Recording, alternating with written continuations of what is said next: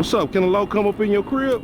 Man, fuck you. I'll see you at work. Oh, nigga, don't hate me because I'm beautiful, nigga. Maybe you got rid of that old yee-yee ass haircut you got, you get some bitches on your dick.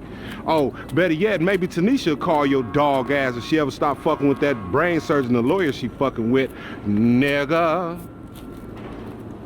What? Hello and welcome to Lucky Episode 7 of PlayStation Pals, a video game podcast. We hope you are enjoying your weekend as we are bringing you into August here. And who are we? Well, I am your host, Nick, and I'm joined by the clank to my ratchet, John. Yeah. John, What's... are you excited for August? No, I can't say that I am. I typically view August as maybe the most boring of months, and it's usually really hot, and, you know, school is getting back into swing of things. You know, not that I've done that for 10 years or so, but, you know, maybe there's some lingering reservations with that. But no, not really excited for August, Nick. Can't say I am. Really? Because, I mean, that's when the video games come out. Like August, you know, Madden is usually the kickoff, and then you usually get some releases, and same with this month.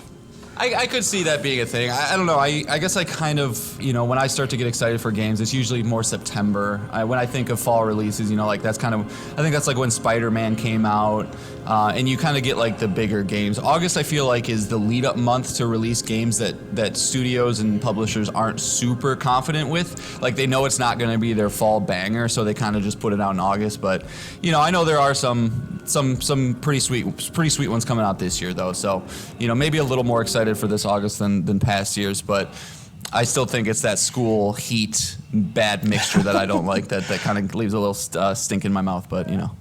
Yeah, well, if you didn't know, like nobody plays games during the summer, so that's why they have to release all these games in the fall and winter. You know, when all these kids are off of school, they do not want to play video games. They want to go outside and be active. Unless if it's about a cat. If it's about a cat, then people are fine with playing video games in the summer. Well, the joke is people play video games in the summer. Come on now. Like, yes, I know, Nick. I know that. I just finished a game yesterday.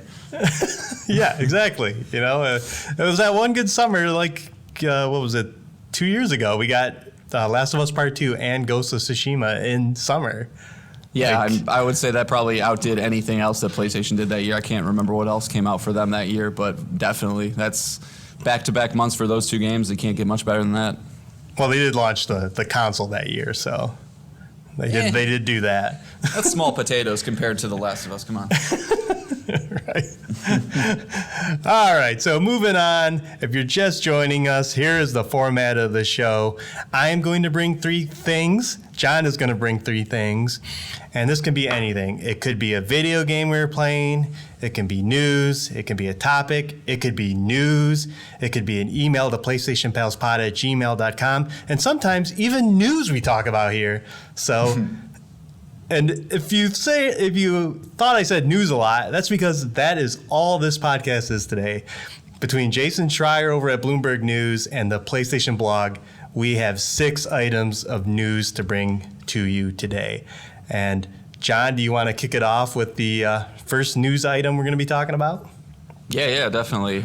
So wanted to quickly go over just the PlayStation Plus games for this upcoming month, and to be a little more specific, these are the PlayStation Plus Essential games, now that we have to make that clear distinction, being that we have the multiple tiers. But you know, if anybody who follows the industry, or at least PlayStation, knows, there's usually a leak that happens a week or two ahead of the games getting officially announced, and I believe they're probably 20 for 20 at this point. They're never wrong. So we kind of knew that these were coming, but I got the official word from PlayStation. So we have Yakuza Like a Dragon, which is the newest release in the Yakuza series. That's a 2020 game published by Sega, developed by Ryuga Gotoku.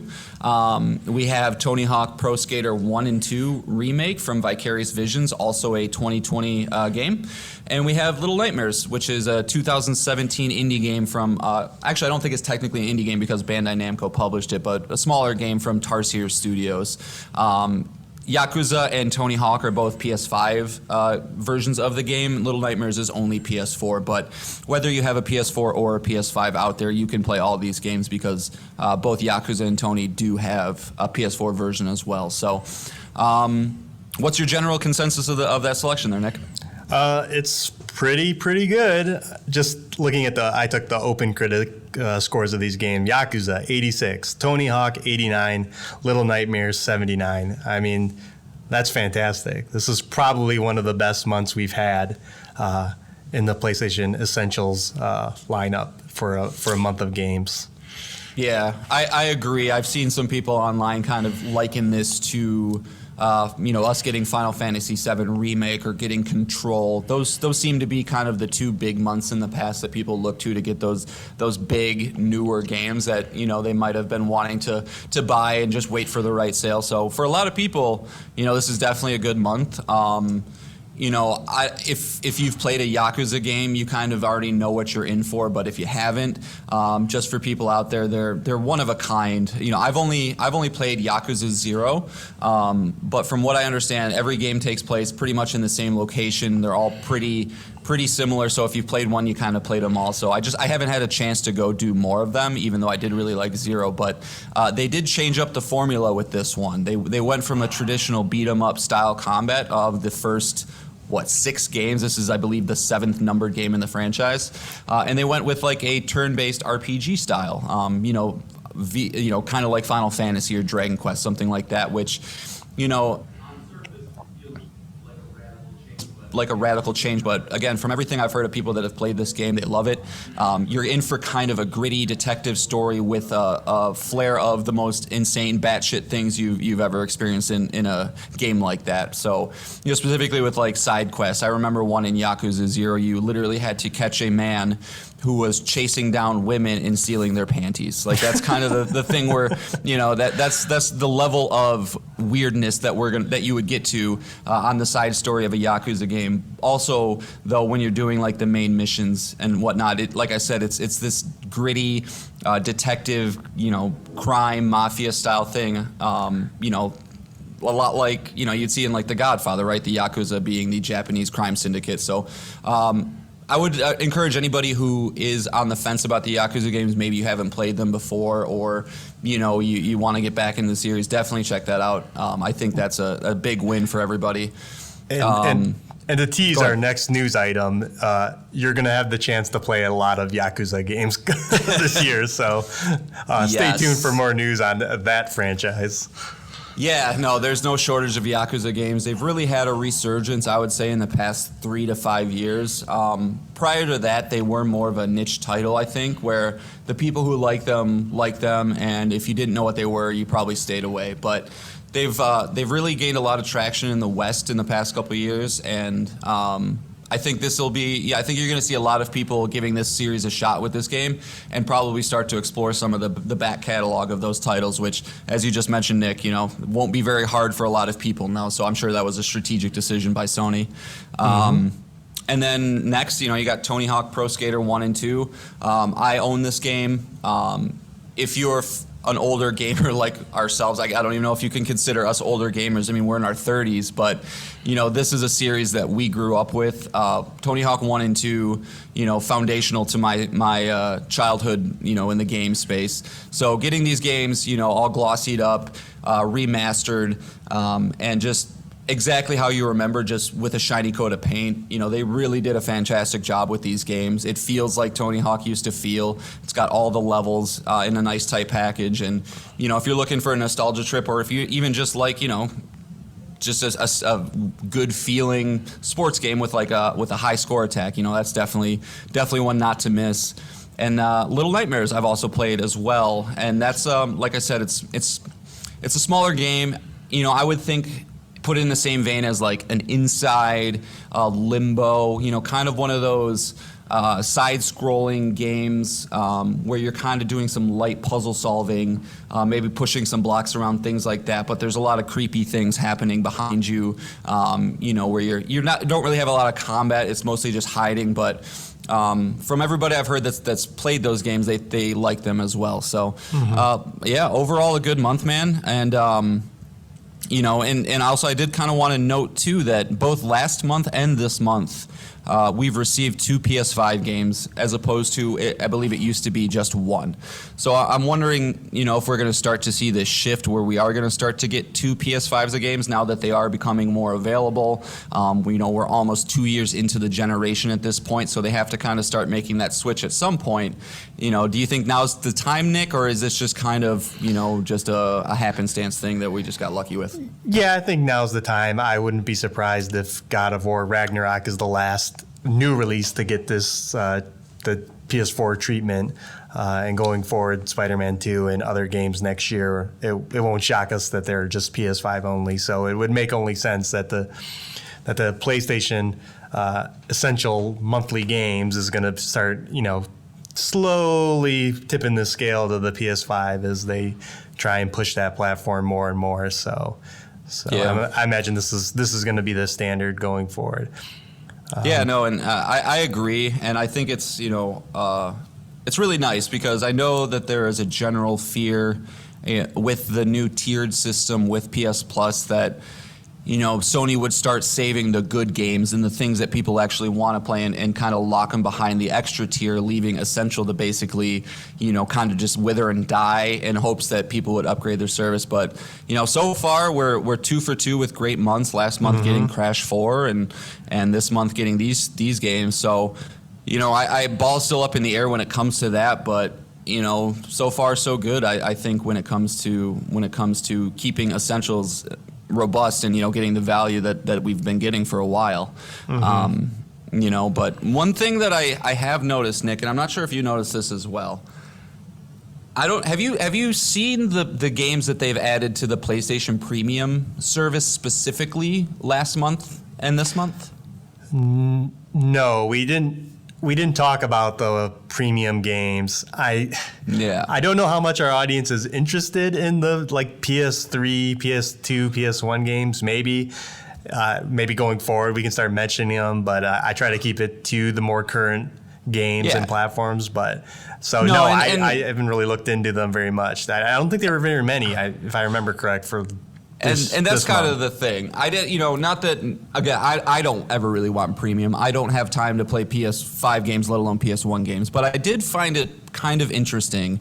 For the first month for PlayStation Premium, they gave Echo Shift for PSP, No Heroes Allowed for PSP, and Loco Roco Midnight Carnival for PSP. That is it for the Premium collection.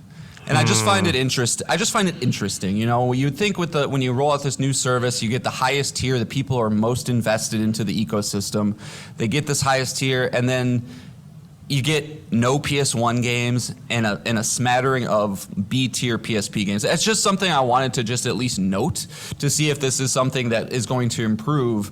Because if you don't have a reason for people to subscribe to that highest tier, unless if you're just banking entirely on nostalgia for games that they've already kind of pushed out there, you got to give people a reason to keep coming back. And so they haven't announced anything for August yet. We're supposed to get some more, the full list on August 10th, so I'm going to keep my eyes out for that. But did just find it a little odd that there was nothing more robust than 3 B-tier PSP games for that top tier. So just kind of an interesting thing. Well, again, teasing our next news item, they did tell us a few games that are going to be coming exclusively to premium. Okay. Yeah, I don't know if it's like a licensing issue or what to get the older titles. I'm assuming it might be a little harder than the more current games. So maybe there's a reason why we're not going to get a lot. But yeah, I'm with you. That is a very weak is just a bunch of PSP games. And I'm paying the most money, and you do get extra features outside of just the game access. But I wouldn't be too happy with those selections if I was in the top tier. Yeah, just to keep money. Just to keep our finger on it and see if if they improve or if we're going to start getting a little unhappy comment section on Reddit posts sometime in the future. We'll see, but just wanted to at least bring that up. So sure. But yeah, overall pretty good month. I'm going to check out Like a Dragon. The other 2 I own, so not a big deal. But yeah, pretty good stuff. All right. Well, I really hope you like a Dragon because you're going to get all the Yakuza games you ever wanted, because on top of also announcing the PlayStation Essentials lineup, they also announced that 8 Yakuza games are going to be coming to PlayStation Plus. And including Yakuza Like a Dragon, which we just talked about. In the extra tier next month, we're going to get Yakuza 0, Yakuza Kiwami, and Yakuza Kiwami 2. Next month coming to premium is Yakuza 3, 4, and 5 remastered. And then on top of that, later this year, we're going to get Yakuza 6, The Song of Life, and that'll be coming to the extra tier. Okay. So it's Yakuza games for, I don't know how many hours it takes to complete a Yakuza game, but I'm assuming this is probably like 500 hours of game minimum here. I think I probably took 30 to 40 to beat 0. So yeah, it's a lot, man. Like I said, like I said earlier, the last 3 to 5 years, man, this series has really blown up and found a following. So not surprising at all. Do they have another game in the pipeline? I haven't played the series, so I don't follow like the future releases. But this build up seems to me like you're trying to build to the next new game in the franchise. If you're giving us all this content, it's funny you actually say that. Yeah, I a week ago they just found some screenshots of Yakuza 8 being made. It looked like one of those not supposed to be taken kind of pictures, of somebody from behind a person working at a computer screen, like one of those. But this franchise hasn't stepped off the gas since the first one came out. I want to say early 2000s. So yeah, I would imagine they're definitely doing 8. And they have a lot of spin-offs that they've done too. I don't know how many of them have come west. I think a lot of them stay over in Japan. But if the trajectory is keeps going the way it is, I wouldn't be surprised to see those go a couple of years or so. But it's great, man. I personally can't. If I'm gonna play a new franchise, I don't want to play 8 games of a new franchise. But just knowing that they're there and how similar that they all are to one another, it allows you to have more of something if you like that something. So, it's a win. And just so everybody knows too, Yakuza Kiwami and Yakuza Kiwami 2 are remakes of Yakuza 1 and Yakuza 2. Okay. So the biggest question that I think a lot of people have with Yakuza is like, where do I start? And I don't have an answer for you for that because I've only played 0.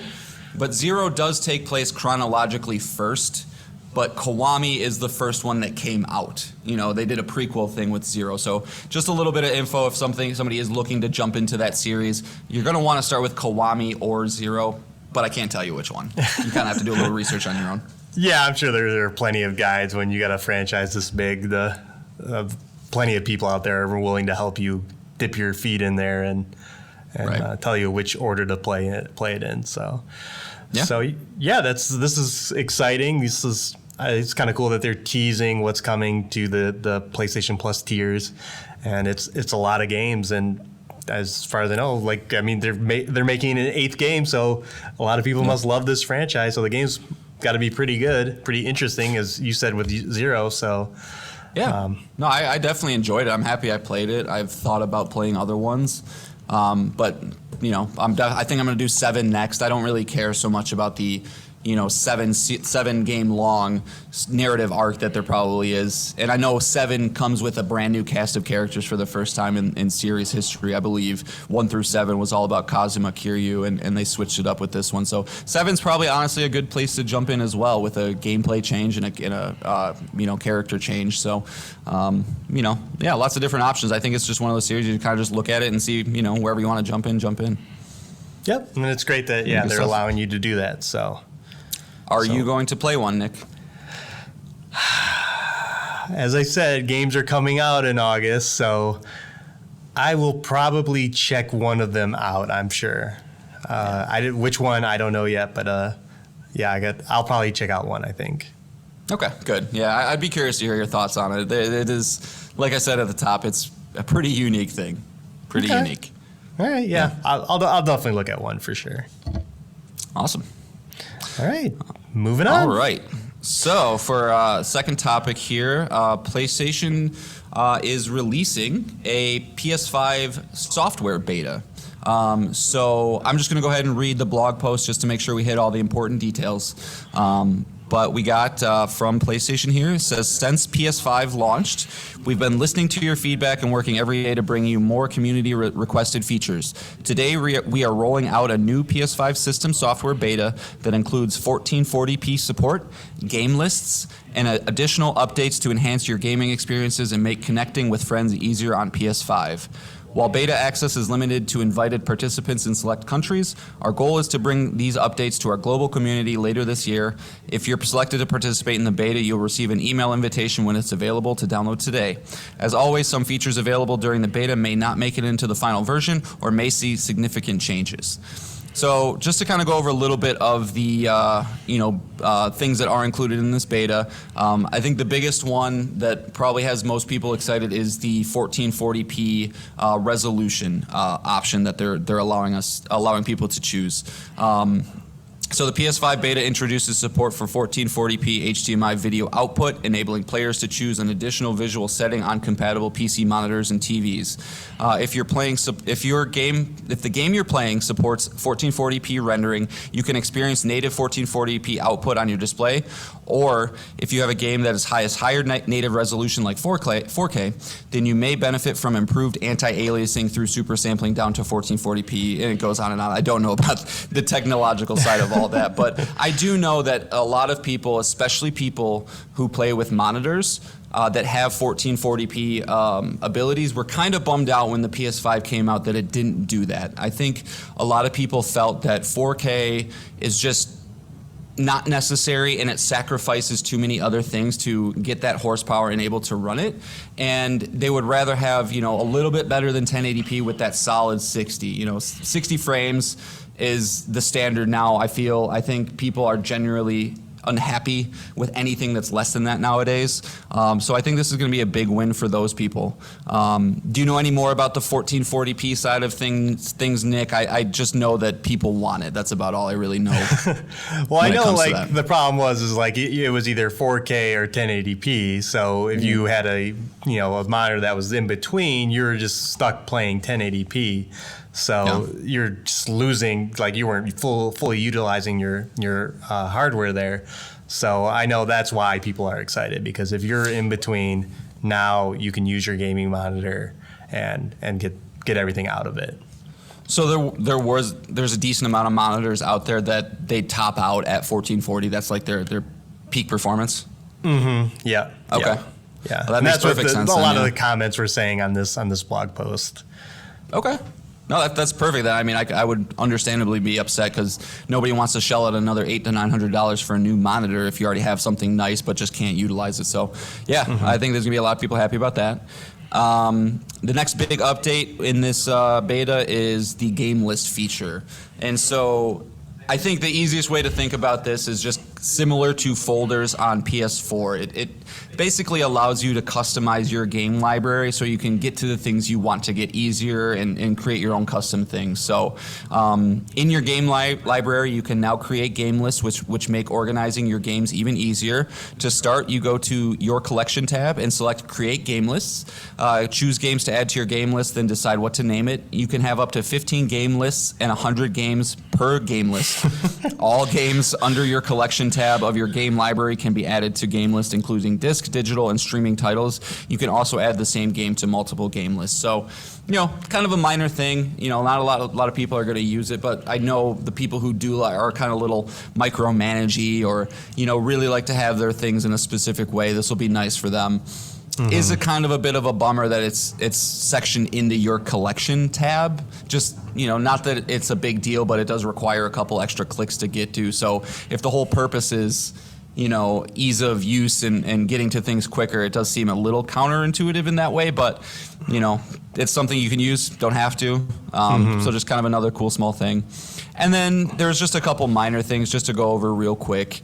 You can now apparently compare 3D audio to stereo audio, so you can kind of bounce back and forth and see which one you like better, which is, kind of interesting. I don't know. I'm sure there's some things where you would want that stereo audio, but kind of a weird one.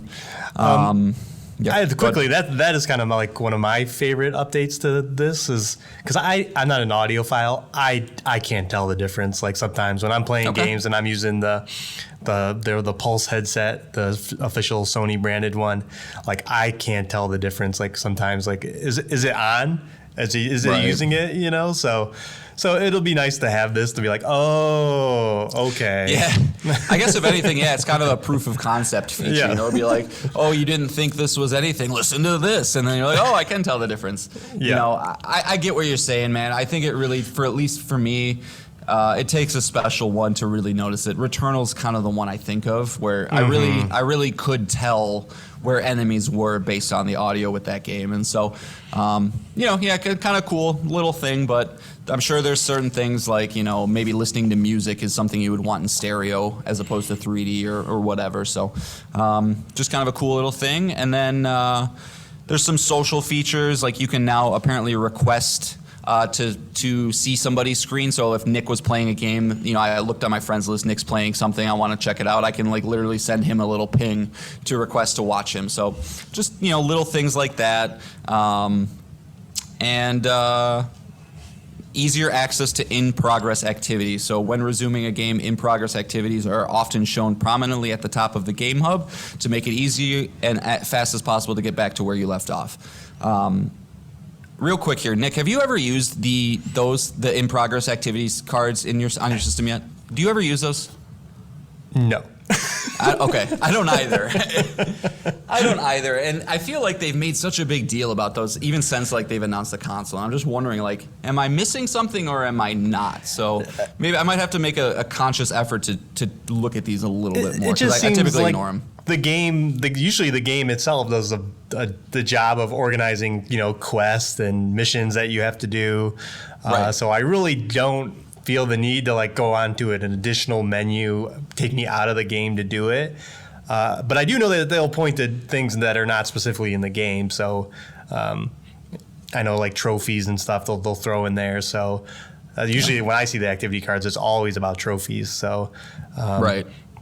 So no, I haven't used it, but maybe one day the right game will come along and I'll start checking it out. Right. Or, you know, maybe they just need to find that, you know, perfect UI design that puts it in the right place to get people to just notice it. Because it's like when I'm ready to play a game, you know, that's what the rest mode's for, right? Is that you can just turn the system off wherever you want and turn it back on and you're right where you are. So it's always felt a little weird, but yeah, so I mean, those are kind of the things that we're looking for in the beta. You know, again, these aren't things that are guaranteed to make it into the next firmware update for the system, but things that they're looking at. Is there any features, you know, that you were kind of hoping to see here, Nick? Or like, if there was one feature that Sony could add tomorrow, what would it be for you?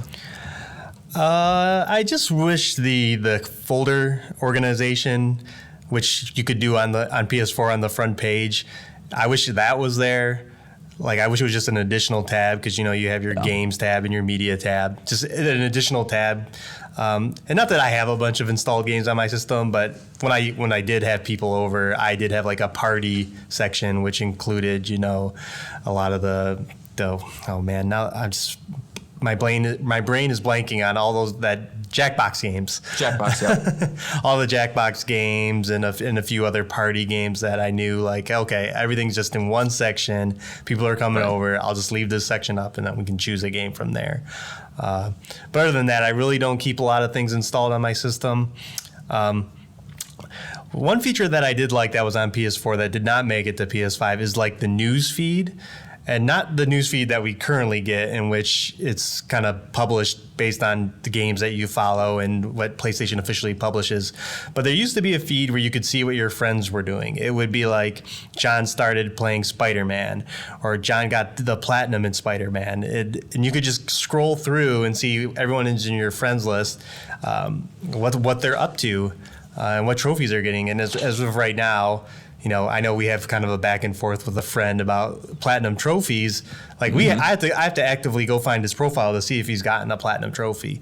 So it would really be nice if like I could see what my friends were up to in some kind of like feed on the main page, like they did on PS4. That's kind of the one that I wish would come back. That's a good one. And, even if you could do that too and like pick and choose which friends you wanted to follow, it's like, so you don't have to worry about, this guy that I just play Rocket League, I don't really care what he's doing because I know he just plays Rocket League. But yeah, I could follow, a couple other people from work and that's it. That would be nice. Yeah.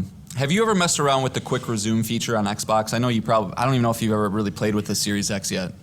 No, I have not touched the Series X yet. So I know that allows you to actively like you could have 2 games up at the same time and quickly change between them. Yeah, I didn't think it would be a big deal until I started it with my Xbox. Like I think I could have 6 or 7 open at one time, and so, with me specifically, and I like to play, smaller, quicker titles, sometimes like Binding of Isaac, or, if I'm playing with my son, we're playing Descenders, which is his favorite game in the world. It would just be nice to be able to pause that where it is, play the thing I want to, and go back to it. Because what I'm doing right now is I literally have to just hope and pray that when I get home, if I was playing a game, that my son doesn't turn it off and then, log into whatever he wants. So it would be nice, for some sort of implementation of that. I do feel like Sony's software engineers are always a little bit behind Xboxes. So hopefully it's something they're working on. But hope it's sooner rather than later, and hope we get it at all. Yeah. But yeah, that's about it for the beta. Yeah, and I just wanted to quickly note, I believe they did this exact playbook last year when they released the beta that let you install your own SSDs, and everyone was all excited and freaking out about it, and then bummed when they didn't get invited to the beta. If I remember correctly, I believe that software update went official like exactly a month later. By September, we had all gotten that ability. So if you're not invited to this beta, just hold out for a month, and I'm sure it'll roll out to everyone. We'll all be installing this update. Okay, that's good to know. Good to know. All right, so moving Nick's rolling dice over here. I took my watch off. It was bugging me. Sorry. I'm rolling dice to see what game I'm playing next. Yeah. All right. Well, one game that I won't be playing anytime soon is Star Wars Knights of the Old Republic. This game was announced just not even a year ago at the big Sony event in September. It started the whole show, and I'll get your temperature on this franchise, but was kind of one of the big announcements of that show. Like, I believe Star Wars Knights of the Old Republic is one of the people's most favorite Star Wars games, favorite RPGs of all time, and it was an exciting to see that it was going to come to PlayStation and that Aspyr Media was going to bring it to us. And then this week, our hopes were dashed because Jason Schreier, notable journalist who gets all the inside scoops, we've brought him up before on this show, he wrote an article titled "Star Wars Knights of the Old Republic game paused amid studio shakeup." And in this article, you find out that the game is going to be delayed indefinitely.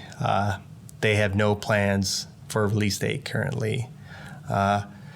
So, John, I just said, firstly, I want to kind of break up these, because we got 2 Schreier articles to talk about. I'm kind of breaking up like with the game information and then the studio information that he kind of brings, because I kind of like that's how Schreier always frames it. He talks about the studios themselves and the turmoil or the changes inside. And then, sites like IGN just take, the big stuff, like what I just said, is that the game is delayed, and then they post it. So I'm going to divide it up to that. So I just wanted to get your kind of temperature on your anticipation for the game in the first place, and then what are your thoughts on now that it's not coming out for a while or at all? Yeah, I am surprisingly excited for this game. I don't have any experience with it in the past. I never owned an OG Xbox, and I believe the first one was exclusive to Xbox. Is that correct? Correct. Yes. Right. So I missed it. But I also will say I'm not the biggest fan of narrative-driven games that are that hard into narrative. And I guess I'm speaking primarily of BioWare right now. I know this might be the most controversial thing I'll ever say. The Mass Effect trilogy, thus far, I have to give it another shot. Was not that special to me. And but I know that that's a very hot take. So, but I do think that the Star Wars universe is something that I might latch on to a little bit more. This is an established universe that I know characters of, I know places, I know just general things. So it's a little bit easier to probably absorb myself into rather than this brand new space opera that was something like a Mass Effect or really like any other BioWare property.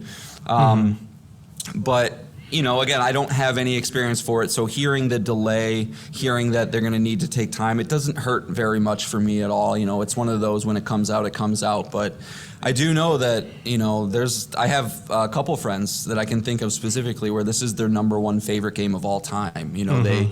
They just ate it up when it came out, and it's they're also really big Star Wars fans, so that is obviously something that you have to take into account. But it's kind of a blow for a lot of people. I know from that show they were most excited for KOTOR. It seemed like a lot of people, on the Xbox sides were real bummed out that they wouldn't be able to play it. So I know there's probably a lot of people that have been in the Xbox ecosystem for a long time that are kind of feeling a little bit left out, and it's just a bummer all around. But if there are reasons that this game is getting delayed, and I'm not sure if you're going to get into it, Nick, but I believe two people were fired. Yeah, so if there are valid reasons, then yeah, man, do it up, because we're in the golden age of remakes right now. We're getting the games that are getting remade are not just these fly-by-night type games. We've gotten Shadow of the Colossus. We're getting The Last of Us.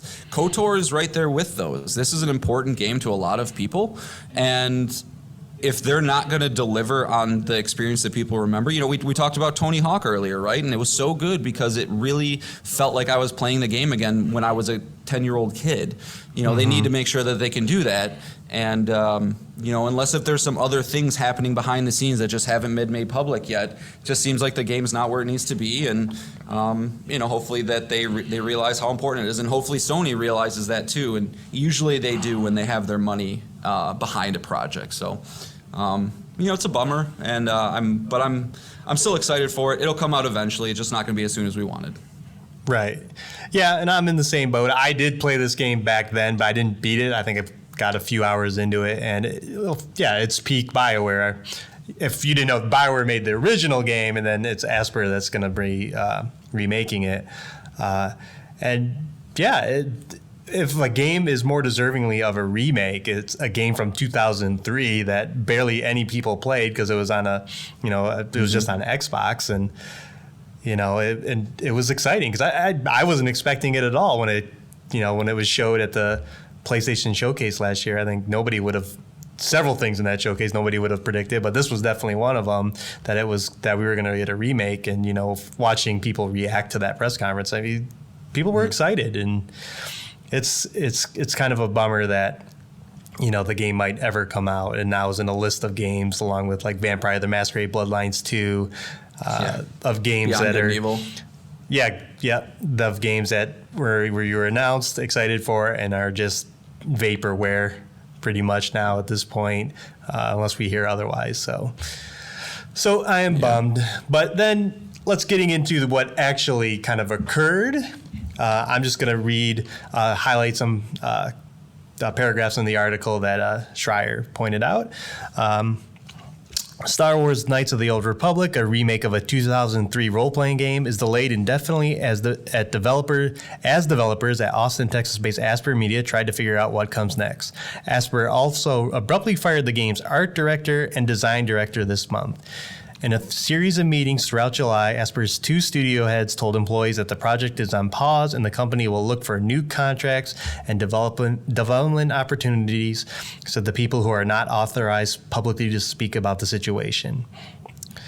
The game was announced last September and has been in development for nearly 3 years at Aspyr, which was purchased by Sweden's Embracers Group AB last year.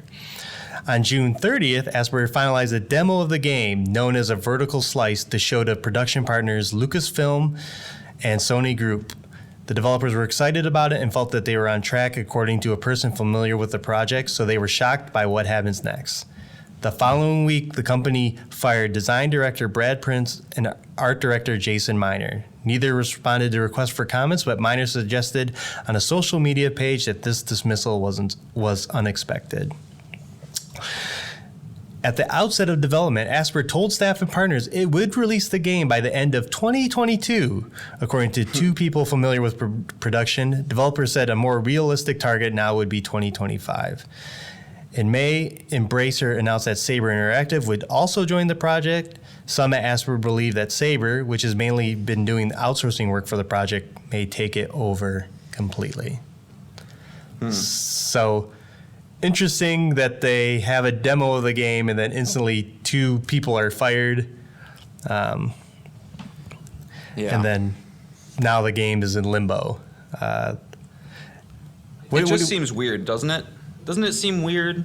Yes. Like, first off, internally saying the game's going to come out this year and then to get delayed and then to say 2025, that just doesn't make sense. You know, if this game, if this shakeup, so to speak, in quotes, happened recently, then there's no reason for anybody in the world to expect a game's going to come out this year if it's going to require a 3-year delay. Secondly, I have never heard about anybody losing their job at the drop of a hat like that just because a demo was bad. And maybe it's a real, crazy place to work over at Aspyr, but I don't know. Like you think they're like a demotion or hey, we're gonna try a different lead at this project, not a straight up firing.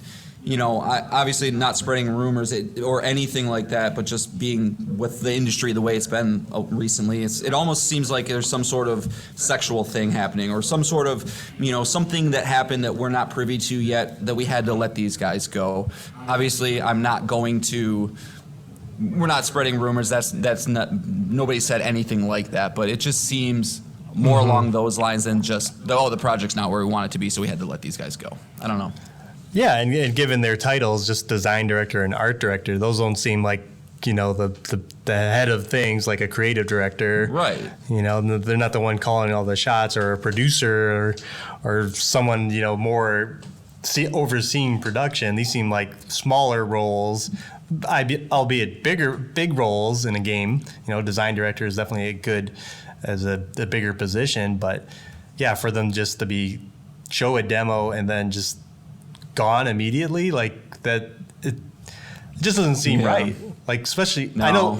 I know projects like these are sensitive, so like if they're planning on letting someone go, it's probably always you can't go back to your desk, you're just walked out the door, because video game development is very sensitive. So maybe they were unhappy with the decisions that these guys made, and the plan, they don't have a choice, they have to get rid of them immediately. So that could be the case. I mean, the only other thing I can really think of is that they just straight up lied. If they were reporting to their superiors like, hey, the project is at this point, it looks like this, maybe they just took their word for it, and when they finally showed what they had, they're like, oh, you fucking lied about everything. This isn't what you've been telling us. I could see that being something as grounds for a firing. It's just, it's a strange one. You usually don't hear about people getting fired based on their work, for a project that hasn't been released, and you usually don't hear about a 3-year delay after the game was seemingly supposed to come out within 4 months. So it's just kind of a weird one all around. Yeah, it's a bummer all around. Like, people losing their jobs, a project on hold. There's just not a good story at all in here. But a lot of game development is built in secrecy, so we don't usually get stories like this. So it's interesting, and yeah, I wish maybe something will come out later. Maybe Schreier will have a follow-up piece that goes more into this, because he's been really good about the old Dead Space studio, Luke, the studio that did 1313. He's had the inside look at a lot of these studios, so maybe he's got a big feature coming up that'll kind of really get into what happened here. Yeah, no, that I hope so, man, because it's just something doesn't sit right. Something stinks. Yep. All right, so moving on to your topic, my favorite topic of the week. All which I right, will go into. Yeah. So this should be a pretty quick one because it's mostly just a piece of hardware announcement. But after talking about, what does Sony want to do in the mobile space? Should they combat Nintendo? Should they try their hand at a Vita 2? Something like that. Trying to speculate here last week. We got kind of an answer from Sony. We got the announcement of a PlayStation branded backbone phone controller. So what this thing is it basically turns your phone into a Switch, right? So, it's a PlayStation branded DualSense look-alike controller that would plug directly into your iPhone. Important there that right now this is just for iPhones. And it basically allows you to use your phone as a remote play screen for your PlayStation 5. And off the bat, I gotta say this thing looks kind of slick. It hasn't been released yet. I haven't really heard of any first-hand experience with it, but if everything that it says to do, it does well, I could see myself, picking one of these things up. So, again, just want to read a quick little press briefer here. The Backbone 1 PlayStation Edition was brought to life by our design team in collaboration with the brilliant minds at PlayStation. The elegant colors, materials, and finishes are all inspired by the design of the PS5 console's DualSense wireless controller, all the way down to the transparent face buttons and its visually distinctive floating appearance. Again, it's got the nice white design, the clear buttons. The layout of the options button is something very similar. And when you plug your iPhone directly into this thing, it pushes through a customized Backbone app, which tailors the experience to kind of look like a PlayStation 5 and have this nice clean interface to allow you to go through your games. And do you think this is Sony's answer to the mobile? Is this their mobile solution, Nick, or do you think this is just kind of another one-off thing, see if it sticks or not? I have a few points before we get to that. Sure. One is in the podcast tradition, and I love this tradition. I'm going to talk about it a little later. In which we talk about something. You said this exact thing. You said stream to the device. When we were talking about PlayStation Portables, you exactly said this, stream to the device on your phone. You said those exact words last week, and here it is. You willed it into existence. And that's awesome. Nier Automata 2, Nier Automata 2, Nier Automata 2. Yes, exactly. We should just start saying all of our things that we want, and hopefully we'll get them. But so that is incredible. I was dying laughing when I saw this announcement. I just couldn't believe it. Of all the things, okay, we talked about Rockstar games. They're going to come up in news a lot. We talk about Ubisoft. They're going to come out in the news a lot. But to talk about PlayStation Portables, to have a portable controller blog post the next week, it was just... It is funny timing because just a little bit about how the sausage gets made. Obviously, Nick and I, if there's something in the news to talk about, we'll talk about it. If there's a game we're playing, we'll talk about it.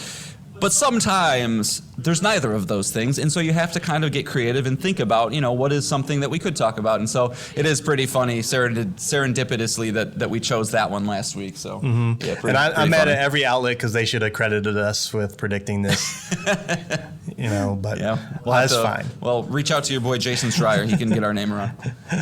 Okay, and now the second thing, there is something about this controller that is not like the DualSense. Do you know what it is? Can you tell? Is it that weird orange button? Yeah, that is obviously it, but I'm talking about the layout. Oh, the offset sticks. Yes, there are offset sticks here. It's very similar to a Xbox controller. The sticks are not both in the parallel to each other. They're offset. So if it might be a better way to play some games, it's possible this way. If that is your preference. For another comparison, it's exactly how a Switch is. It's to the T.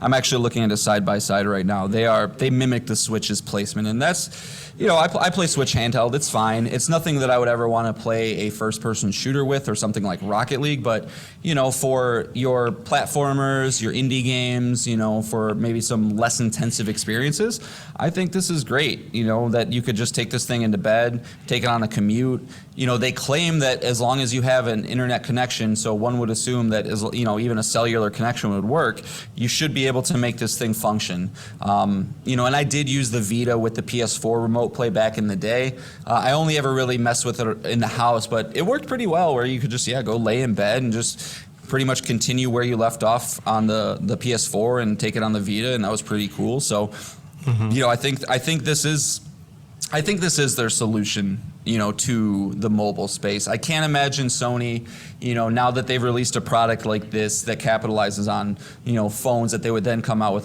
here's a Vita 2 that's going to also eat into our own ecosystem now. So, I think it is, and while it might not be my number one choice, again, I encourage everybody to go look it up. It looks nice, We'll see if it's comfortable, but it has, the L2, R2 buttons.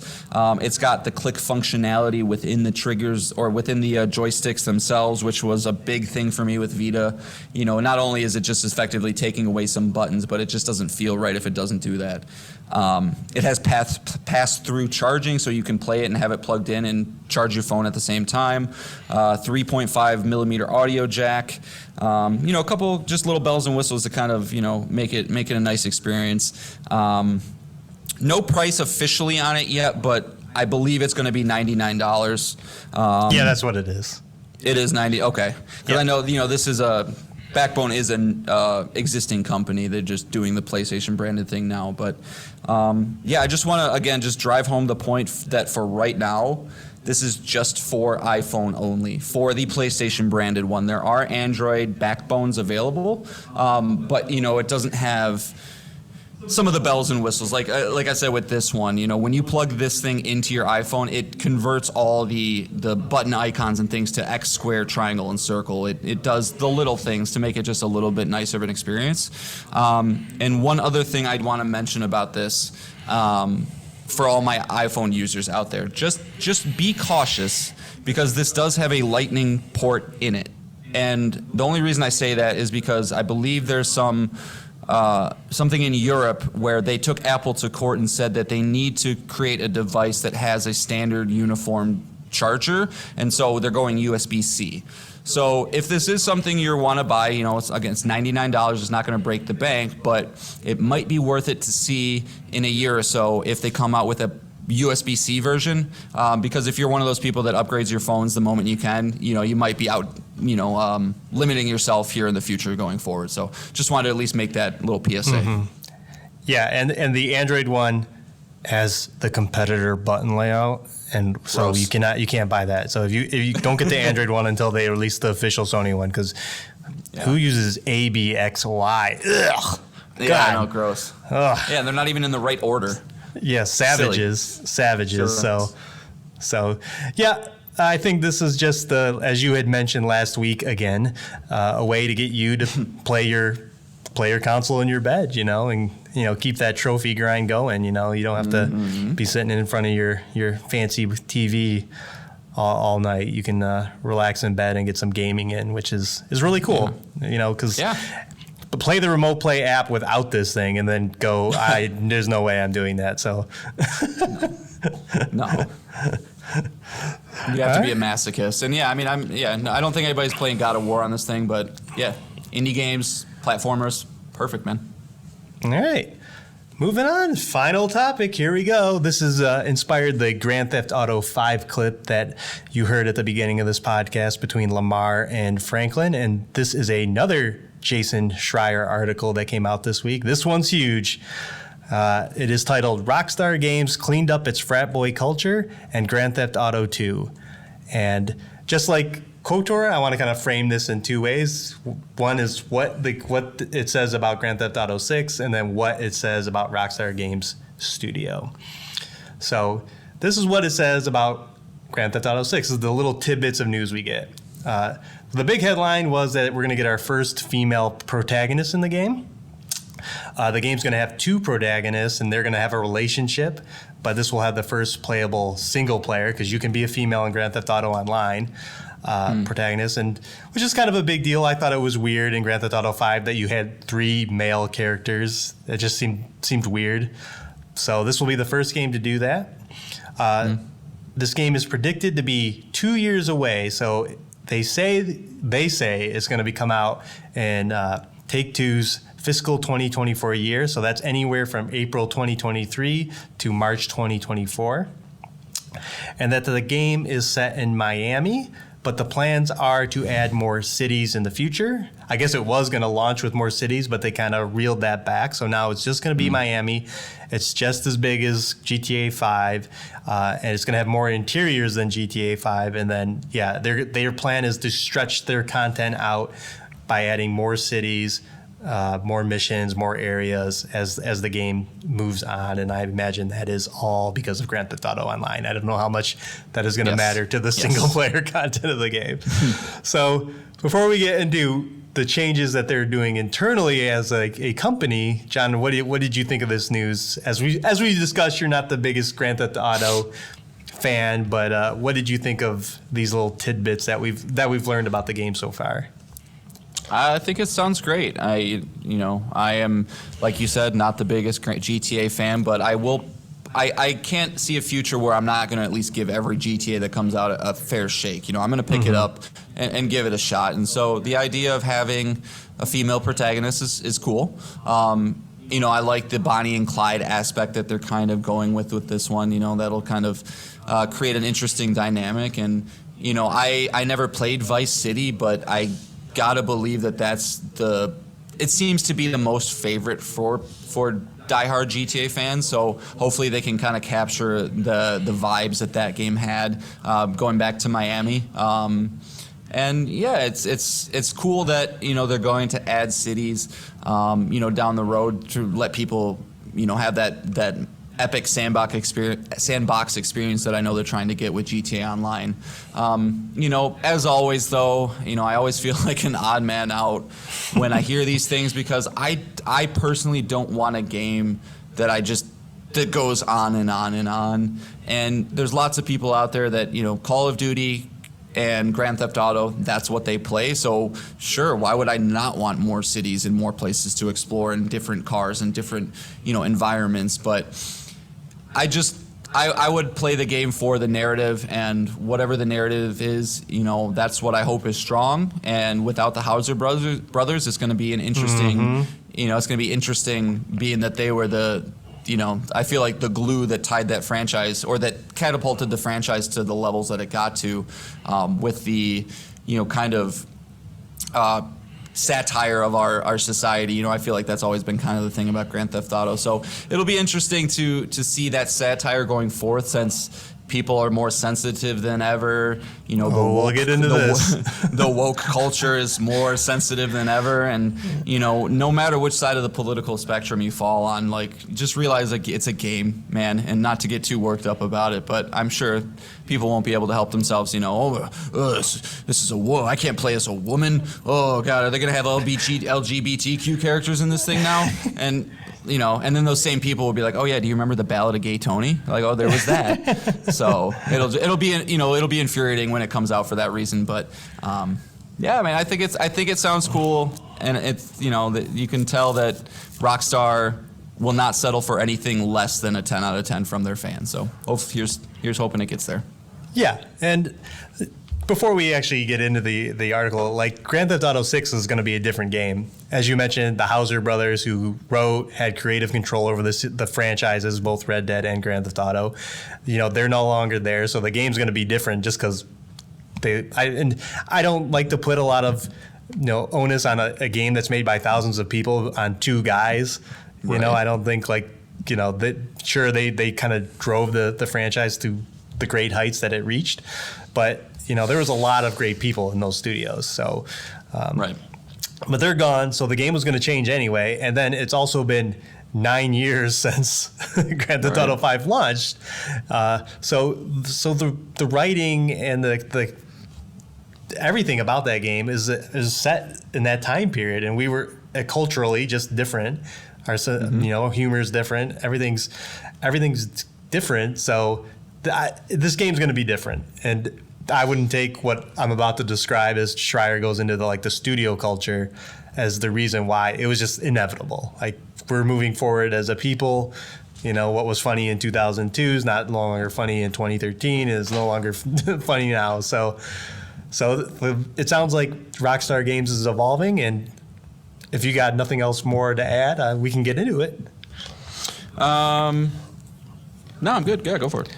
All right, so just like the one about Aspyr Media, I'm sorry I said that wrong the whole entire time. This kind of goes into the studio culture, and I'm just going to highlight a few. I highly recommend just reading the whole thing. It's a great article written by Jason here, but I'm going to highlight kind of the interesting parts that I read. All right, so Grand Theft Auto 5 was a nihilistic parody that threw insults at everything, from right-wing radio hosts to liberal politicians. Inside the company, the tone wasn't much different. Rockstar employees described a workplace culture full of drinking, brawling, and excursions to strip clubs. The company was an early symbol of an industry-wide problem of long hours at the office, known as crunch, in which staff were expected to be at their desks many nights and weekends in order to keep a game on schedule. Since the outcry, Rockstar has attempted to reinvent itself as a more progressive and compassionate workplace. According to interviews with more than 20 people who worked there or left recently, all of whom requested anonymity because they weren't authorized to speak publicly. One employee described it as a boys' club transformed into a real company. A spokesperson for Rockstar declined to comment. Can a kinder, gentler Rockstar still produce the chart-topping caliber of game the studio has become known for? Some employees aren't sure. Morale across the company is higher than it's ever been, according to many staffers, but the development of Grand Theft Auto 6 has been slower than impatient fans and even longtime employees have expected. Between the company's new mandate and the 2019 departure of Dan Houser, who led creative direction on many previous Rockstar games, all signs suggest that Grand Theft Auto 6 will feel different than its predecessor. The transformation of Rockstar includes changes to scheduling, converting contractors to full-time employees, and the ouster of several managers that employees saw as abusive or difficult to work with. When the pandemic started, workers received care packages, cloth masks, and surprise bonuses. Many others, however, say they're content to work at a company where there's little pressure to get a new game out the door. Grand Theft Auto 5, which came out in 2013, is the most profitable entertainment property of all time thanks to its multiplayer component Grand Theft Auto Online. That unprecedented financial success has given Rockstar leeway to make sweeping changes and to take its time on its next project. As other staff members pointed out, overhauling Rockstar's culture could help with retention and recruitment, as well as lead to games that are better for everyone working on them, and presumably the people playing them too. So there's a lot there, John. What are your thoughts? Nothing specific. I think that this frat boy culture, it's not necessarily a Rockstar problem. It's a video game industry problem, right? This is an industry that has been dominated by males since its inception. There's still a stigma today about how video games are for boys, that there's not a lot of girl gamers out there. And I think we're seeing more and more that not be the case. And so, companies are now having to adapt and having to realize that, like you said, the world has moved on from the sexism jokes that were funny of 2008. And well, nobody wants to be the next Blizzard is the moral of the story. Like nobody wants that Blizzard publicity. It's Ubisoft, dude. It's Ubisoft had a lot of bad ones too. It's a lot of these companies, that just really need to figure it out. And if you can create an environment where people want to come to work and are happy to be at work, and they want to put everything they have into the business and into the game, you're going to get a better product for it. So, I think it is. I don't see how anybody couldn't say that it's a good thing to try and clean up a frat boy culture and be a little more inclusive. But it will be interesting to see the direction and tonality of the game, like you said, without the Housers there. And, that's what I'm most curious to see, I think, with the next Grand Theft Auto, perhaps, is this the same thing? Are we still beating up hookers, or are we, evolving a little bit? I think 5 was definitely an evolution, right, in the sense that you get to play as 3 characters. But other than that, it's always been kind of the same formula. So, wondering if that'll change a little bit. And, just kind of a point. Oh, go ahead. No, I was just going to say the humor, if you watch South Park, the humor, it was always kind of like on point with that. It just is like, we're just gonna punch at everybody. Like we don't care Right. what you like or where you fall on any subject. We're just gonna punch you all because, you know, there's That's the easiest way to do it. There's ridiculousness in it all. There's funniness. There's funniness about everything. We all our values, you know, are ripe to be punching bags by the right writers, by the right comedians. So I always thought Grand Theft Auto 5 was in the same boat where it's just like, man, everyone's absurd. Tech companies are absurd. Politicians are absurd.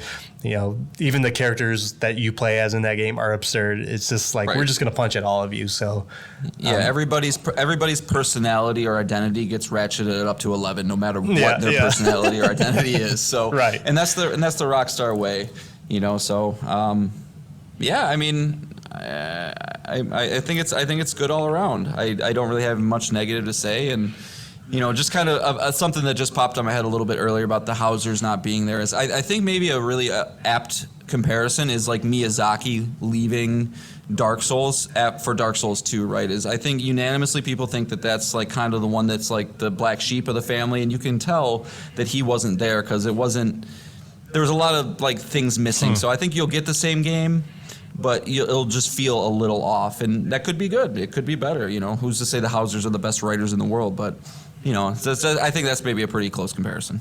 right, and all the bones are there. Like this, Grand Theft Auto 6 will feel like a Grand Theft Auto game. Like, you know, the DNA that the Housers brought to the franchise when it converted to 3D, and then, you know, got even more and more systems in it and more attention to detail. Like that'll definitely be in 6. It's just what will the writing be like, and will it match and be just as good? Not that Grand Theft Auto 5 is a masterpiece, but just as ridiculous and absurd and hilarious as the previous game was. So Yeah. It's good news all around. I know it's, as we've talked about, it's going to suck to wait for games even longer now, because I feel like it feels like we've been waiting, especially for some studio games, for, you know, almost 10 years here. You know, as Gotham Knights finally comes out, and, you know, Starfield and all these other games that, you know, now you're telling us development's going to be even longer. One of the biggest games of the year, or games of the, you know, decade, Grand Theft Auto 6. You know, it'll be interesting. And again, as we talked about when we talked about Rockstar games, as long as Grand Theft Auto 6 is good, it's all gravy. Everyone will. Yeah, nothing else matters. Right. But and this is kind of a little off topic, but you got my brain stirring a little bit with that last point there, Nick, is how long games take. And something that I kind of noticed about the Sony acquisitions of late, and we can save this we can have a long form discussion about this on our next podcast, but I do find it interesting the way Sony's been buying teams lately. Is it's not how they are typically, right, where they work with a team for a long time and then buy them once they've proven themselves, like Insomniac or Housemarque or Bluepoint or things like that. But with like the acquisitions of Nixxes and Valkyrie and Haven and Bungie, it really seems like they're setting themselves up for a future where they have a decent amount of support teams, so that the creatives, you know, at Naughty Dog or the creatives at Sucker Punch can work on the game itself while they ship off assets management or porting ability or duties to these other teams. And I wonder if we're going to see in 10 years if Sony has it a little bit tighter and more manageable, you know, release schedule than other companies do. Not only Xbox or Nintendo, but even something like a 2K or these big publishers. They're just not able to get it out as quickly because the only thing that they can do is just hire more people, while Sony kind of has people siloed off in their own specific things. It's just something that I've noticed, and I wonder if that's going to pay dividends for them down the road, or if it, you know, that's not the strategy at all. I think that is a strategy, and you just reminded me of a tweet, or Jason Schreier retweeted this, that Naughty Dog now has 17 people just on the production team.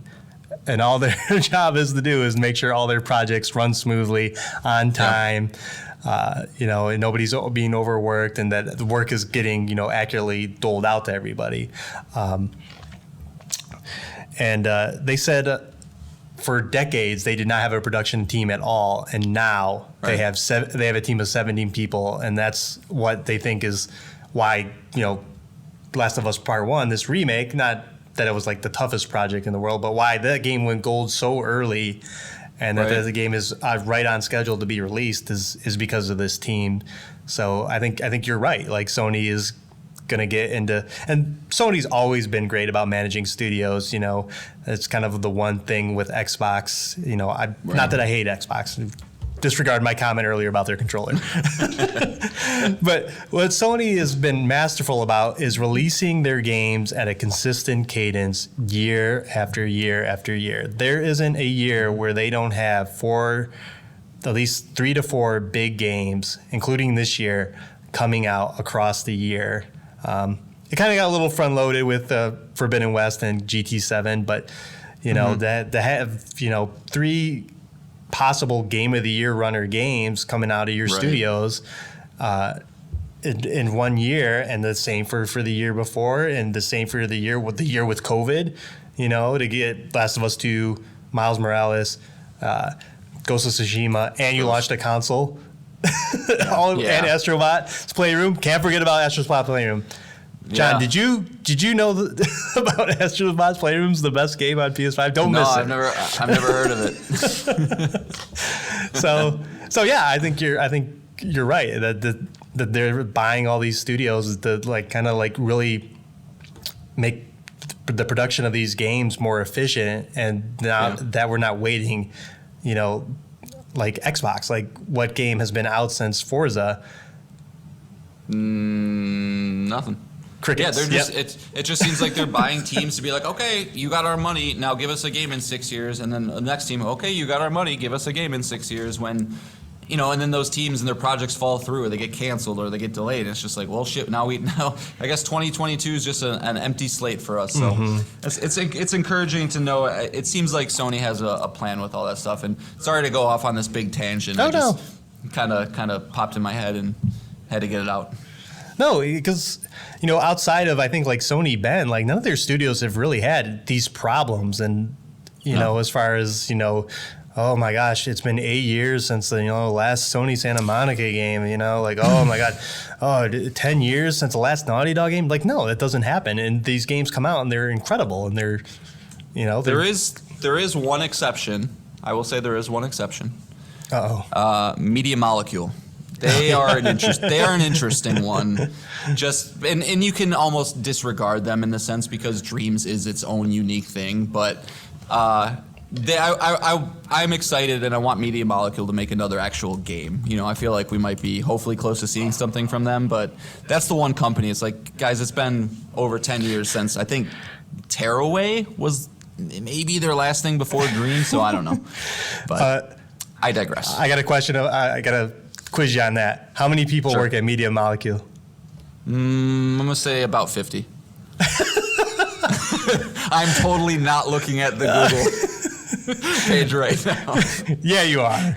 Yeah, I am. Oh, okay. Yeah, I was gonna say that's the only reason is like they're not like the other. They're not Guerrilla Games or Naughty Dog or Insomniac. That's actually kind of wild now that. That's kind of wild that they develop like Dreams. Love it or hate it, it's impressive. It's pretty. You know, they got some creative ass people there. That's for sure. Yeah, I mean, they kind of focus more on the tools, and then, you know, obviously they put their own projects into it, but then they release them to the world between this and Little Big Planet, and just rely on, you know, some dedicated content creators to make funny games like I Am Bread. And but was that what that game was called? I forget what the game was called. From who? So I'm sorry, from who? Remember? Video Game Donkey. There is a game called I Am Bread for sure. Oh, okay. Well, remember in the Video Game Donkey video, there was that game where the guy was just like, ooh, bread, yum, bread. Yeah, how could I forget? Yeah, you got to have dedicated content creators like that. If you don't know who Video Game Donkey is, he's a YouTuber who makes pretty funny content. He did 2 videos on Dreams, and they're quite funny. I would recommend checking them out. But yeah, so they rely on, you know, content. You know, they're a smaller team. They create the tools and then just give it to the world, and people make fun stuff with it. So yeah. So yep, Sony has got Sony and its studios seem to have their stuff together. So I'm really kudos to Sony for giving us a bunch of great games consistently year over year. So good job, Jim. And Jim Ryan for all those out there. And hopefully the Rockstar Games can, once GTA 6 is out and out there, like they'll be focused on, continually adding great content to that game. And, nobody has to work 14-hour days, 7 days a week there to do it. So Yeah. All right. We did it again. That is 6 things. I'm hoping that something we talked about will itself in existence. And that is why we're going to leave you on the song called Empire: The Final Assault by Norio Hanzawa. This is the remix by Monte, because this is the song from Gunstar Heroes. So Nice. this is a great song. We talked about Gunstar Heroes a few podcasts ago. It's a great game. Look it up. It has a great soundtrack. It is Treasure's 30th anniversary, the developer that made it.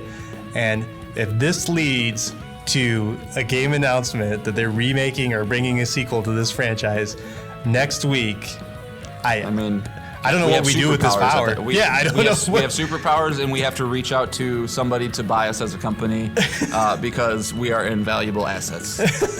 Yeah, exactly. So if this does happen, seriously, like I'm going to be a little freaked out, and we're going to just start name dropping things at the beginning of every podcast that we want to be mentioned. So Bloodborne PS5. Yes, Marvel's Wolverine. Information about Marvel's Wolverine.